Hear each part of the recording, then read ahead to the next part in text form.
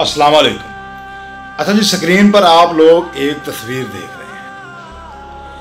ये तस्वीर एक तरफ इमरान खान न्याजी साहब और एक तरफ मियां नवाज शरीफ साहब हैं। इमरान खान न्याजी इस वक्त कश्मीर के लिए खड़े थे जब उन्होंने कहा था कश्मीर हाथ से निकल गया, और इमरान खान ने कहा कि हमने 30 सेकंड, 1 मिनट या 2 मिनट के लिए खामोश रहना है, बोलना नहीं है।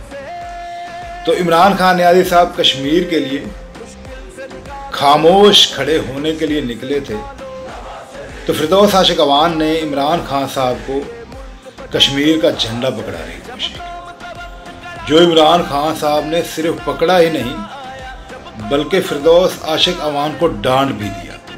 लेकिन मियां साहब इस वक्त सिर्फ जलसा कर रहे थे।